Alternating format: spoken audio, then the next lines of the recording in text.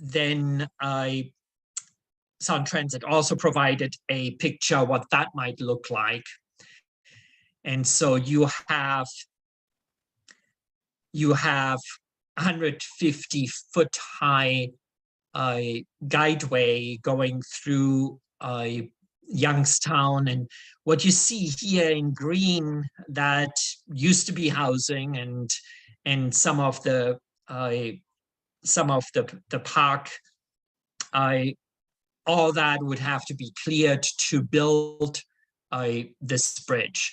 Just for comparison, just look at that little car, and then look at the base of that bridge to get an idea of the magnitude of this structure. Now, again, some people suggested a tunnel.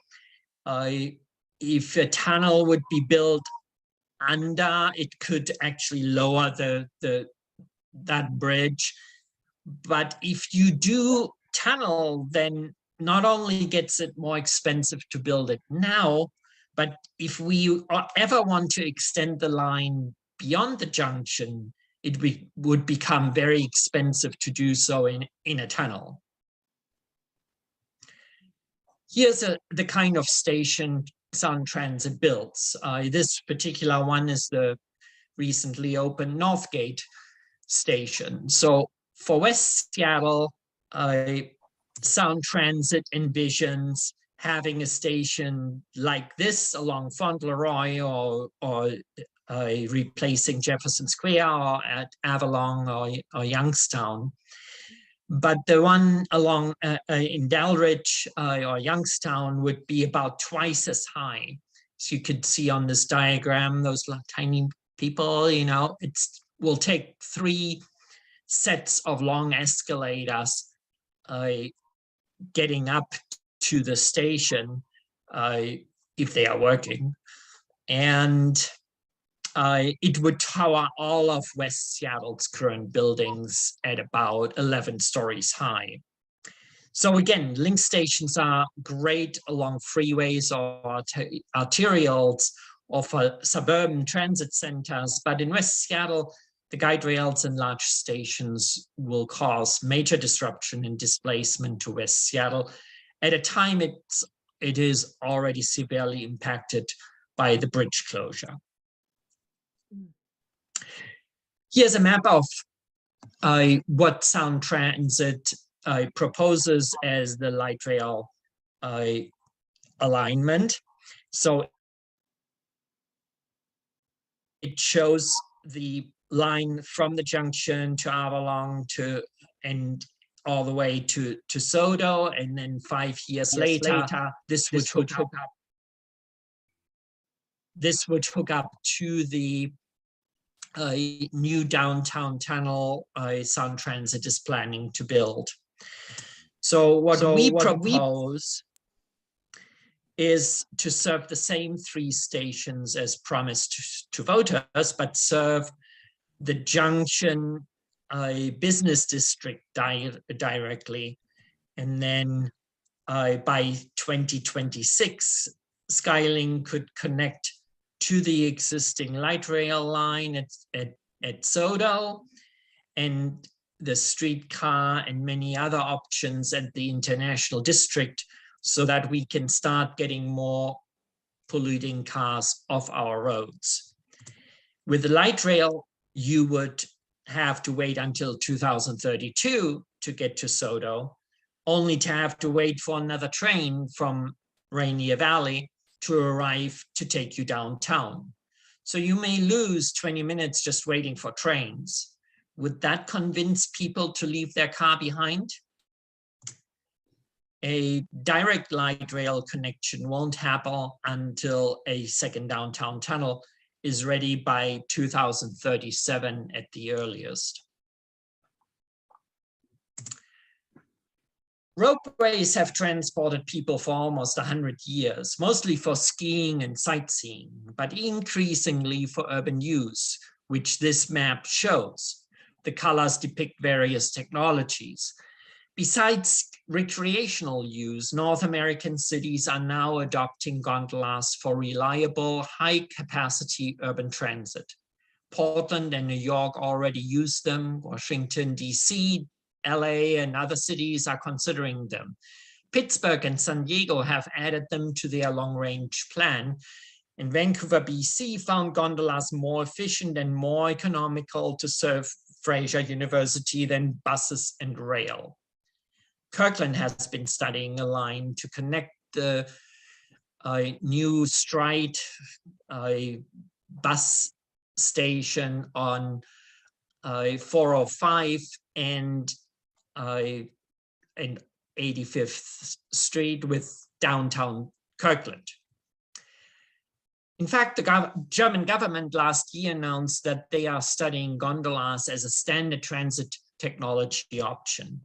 Like Vancouver and several French cities, they found gondolas a superior option to meet their transit, affordability, and carbon reduction goals. What if Puget Sound would become the leading region for urban gondolas in the US? Here's an example of how Skylink could look in West Seattle. This is from Mexico City, where they opened their first line in 2016, extending their metro rail into the neighborhoods. It carries 6 million people per year. Due to the incredible success, they just opened 2 more lines, one 6-mile line with 6 stations for up to 4,000 people per hour, very similar to what we are proposing. It was built for $157 million. It has carried 56,000 riders there every day since opening, and that will increase further after the pandemic. We believe gondolas could not only be a more prudent technology for West Seattle, but in the future may become a key technology for both Metro and Sound Transit to connect the link spine to more neighborhoods. Let's have a quick look at an existing gondola in London. It doesn't have to deal with the Duwamish, but instead the River Thames. In the middle of London, the Emirates airline connects both sides of the River Thames. Cabins circle on a wire continuously. Every 20 seconds, another cabin arrives and moves off the wire so that it can slow down for people to unload and others to board one of the cabins. Everybody has a quiet ride with a great view. To stay clear of the river traffic, very high towers were used. For the Duwamish, we would not to be built them quite as high. A gondola station is typically much smaller than a light rail station. Some systems can carry up to 6,000 people an hour. It may include an escalator or elevator for people with disabilities, a stroller, or a bike.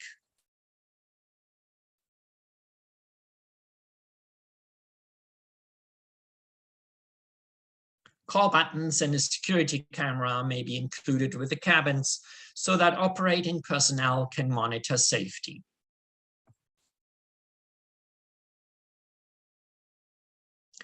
The main components of a gondola are standardized and get to the construction site pre-assembled, allowing for quick and affordable construction and therefore low carbon footprint, while for light rail you have to clear a 60-foot corridor along the tracks and even more for the stations. Operation is highly automated and running a gondola only costs about 1/3 of running light rail trains.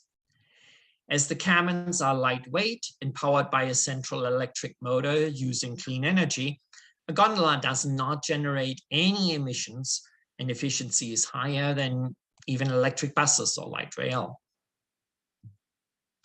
Gondola technology provides a separate transit corridor similar to light rail, but it's much better suited for our hilly terrain and waterways. It can zip quietly above houses, traffic, and other obstacles while requiring just a few small towers.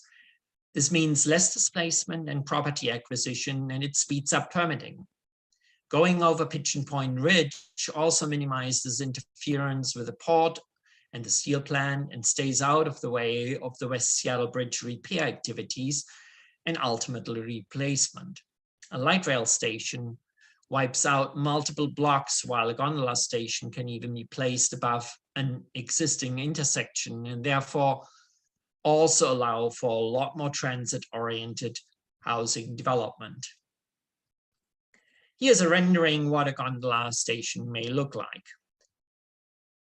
So people can arrive on a light rail and take the elevator up to the platform and hop on the next cabin waiting, and which zips you to downtown, or you take the bus and take the escalator up. I get on one of the waiting cabins and off you go.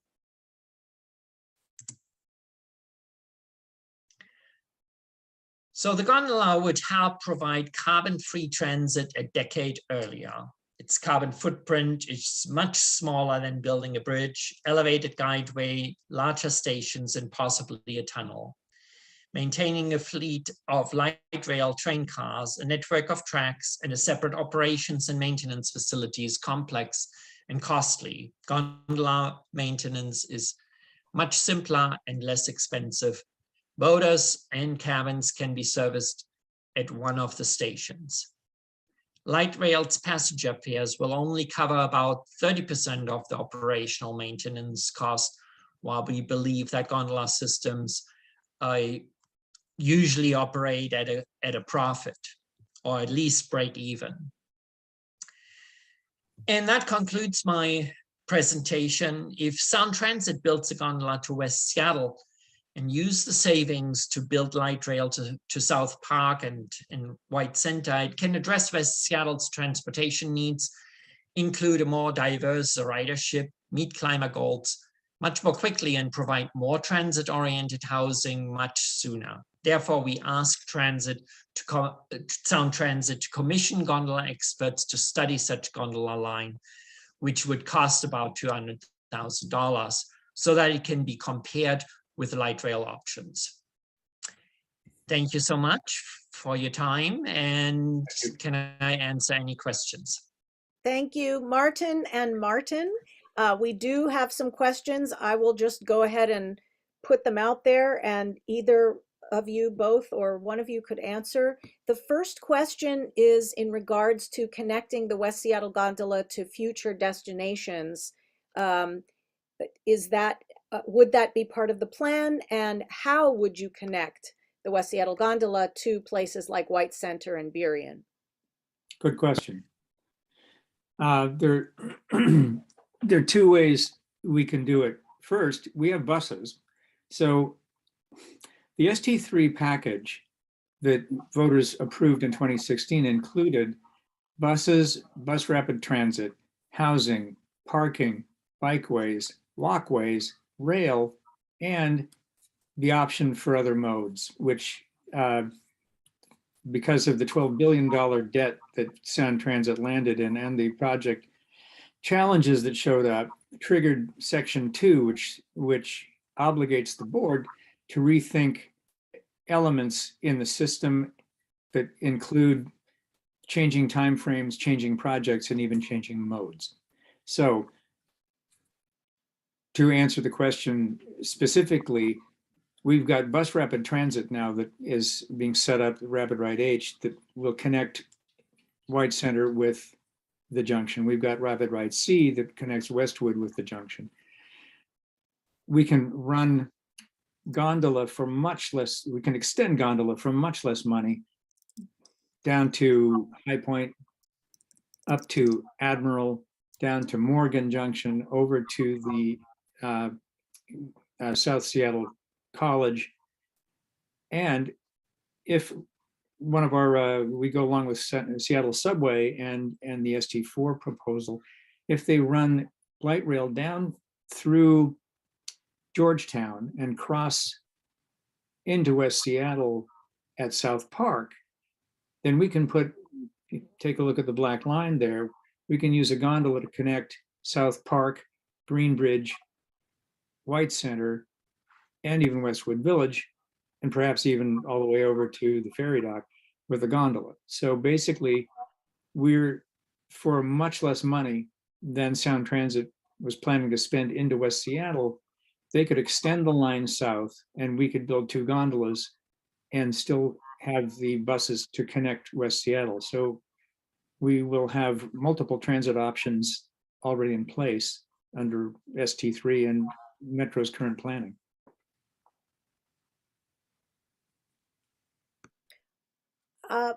Okay, Carla, did you say you had a question? Do you want to type it in, or how do you want to?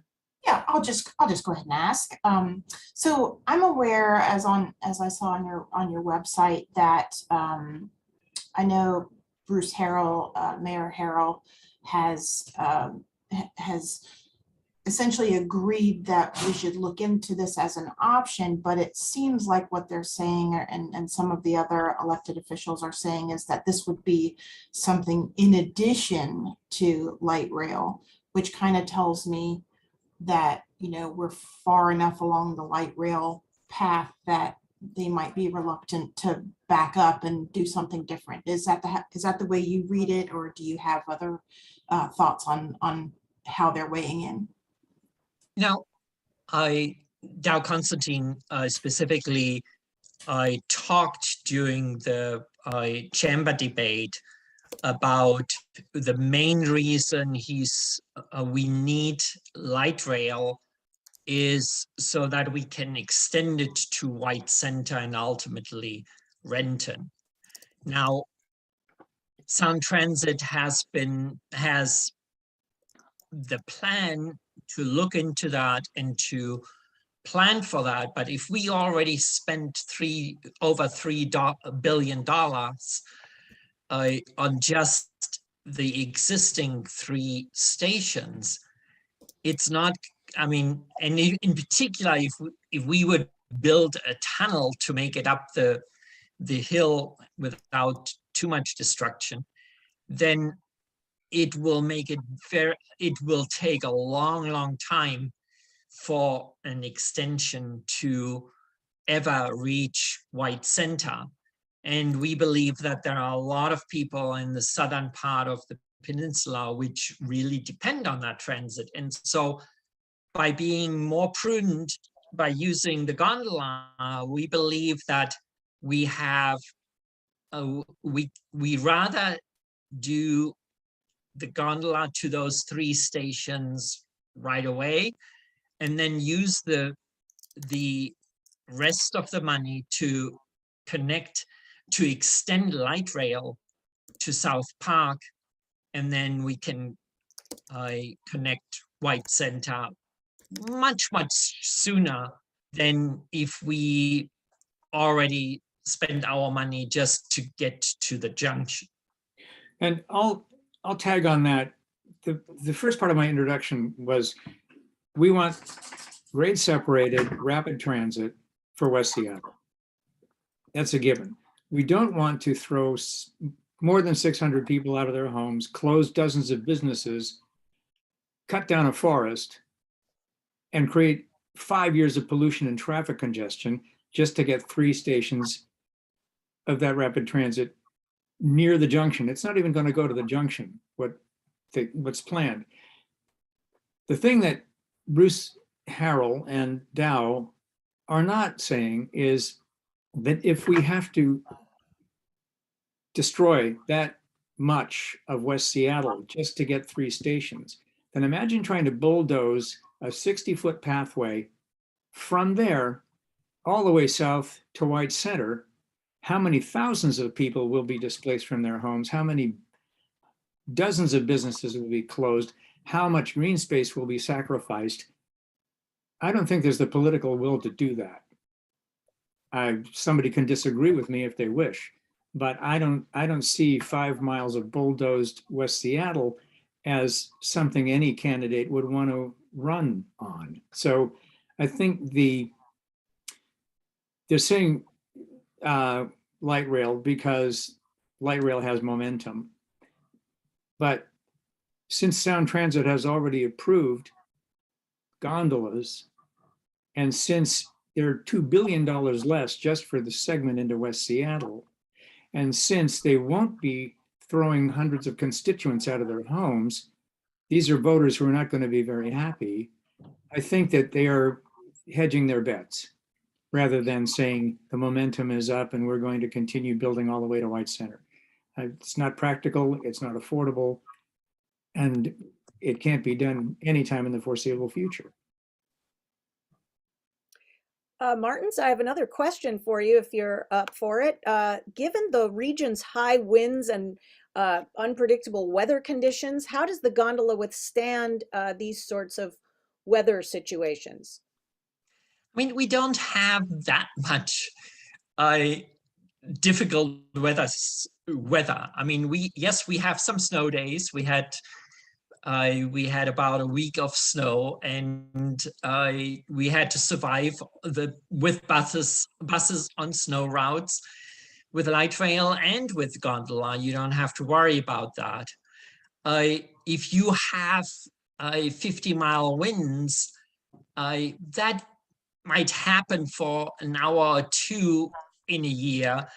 And then the question is, you gonna go on the street to walk up to a light rail station or gondola station?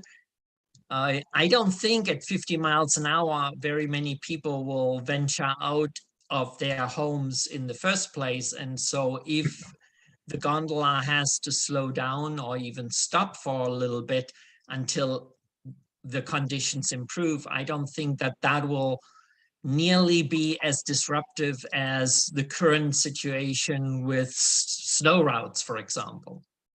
I can tag on that.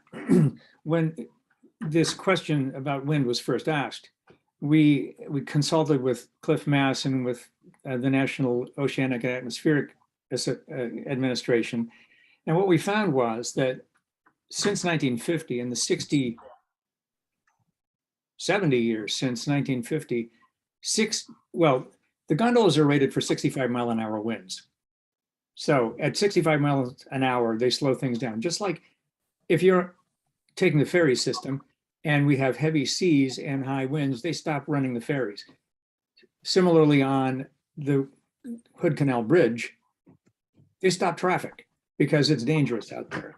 But in the 70 years since 1950, we've had 6 days of 65-mile-an-hour winds. So that means out of 70 years, less than a week has been weather that would stop a gondola. We've got about 5 more minutes, and I've got a couple of people who have asked some similar questions. So let's fire ahead on this one. Okay.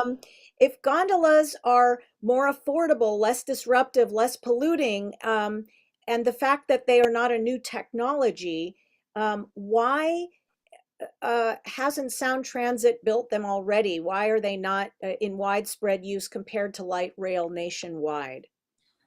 Sound Transit is a rail agency. They're not a bus agency. They're not a bikeway agency. So they delegate those tasks to other agencies. So the buses are run by Metro. The bikeways are run by the city of Seattle. The construction is, of course, contracted out. So that's the first thing. They're a rail agency. The second is that gondolas have not been, even though they've been used all over the world, they're new to urban transit, and no city, every city is wary of being the first. So that's part of Sound Transit's issue. And the final thing that's part of Sound Transit's issue is that they mischaracterized gondolas in their 2014 report. They call them medium capacity transit when they're high capacity transit. So they come at this with a bias against gondolas. And we're working to shift that bias to say, look, we wouldn't be doing this if Sound Transit and federal law and state law, RCW, have not already defined gondola technology aerial transit as high capacity transit for urban purposes. I think we have time for one more question, and that is a couple of folks are wondering if constituents are interested in this, in Sound Transit completing the study, what can they do to help persuade Sound Transit to get this study underway and complete it regarding Skylink?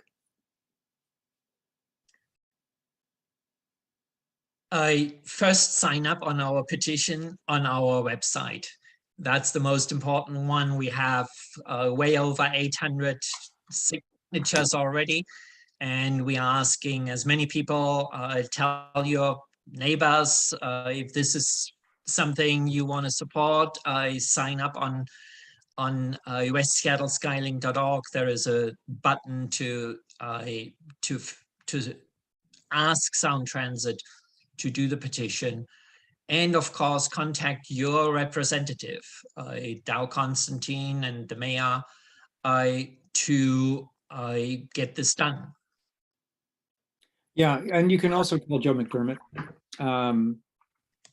And there's a link to write the Sound Transit board, email the Sound Transit board. So you can phone, email, and of course, tap the button on the front page of our website, Skylink. Can one of the Martins, can one of you put that into the chat, that direct link, so that folks can click on it if they would like to follow up?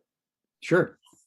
Great. And then throughout the meeting, the chat will be open so folks can look and see it in the chat for the rest of the meeting, because we're about to head into the business part of the meeting. So I just want to make sure that all links and resources, that you can put those in the chat. Great. And for anyone else who has follow-up questions or any questions that we did not have time to answer on this program, please feel free, Martins, if you would like to put your contact information in the chat as well. Also, we've got our programs hub page on our website, the 34th LD Dems website. We will have ways for folks to get in touch with you if they have questions to follow up on, and any other information. It's all on this Skylink link here. So please feel free to go look at that if you have questions. And thank you so much, Martin Poggle and Martin Westerman, for being with us tonight, sharing your time, presenting this information to us. We really appreciate it. Thanks so much again. You're welcome. Thank Thank you you. for inviting us. All right, thank you. And I think Steve is going to put, I have a new assistant tonight. Sarah Koch was detained otherwise. And so Steve Butts is helping me put links in the chat. And I think he's going to put the link in the chat there as well for you all. Rachel, Martin, thank you both for being with us tonight and giving us all of the background on this. It's an intriguing idea, and I think we all need to really understand it at a deeper level than you might get, just passing a sign on the road. So thanks for all this good stuff to think about. Appreciate it. Thank you. All right, let me get my screen up here.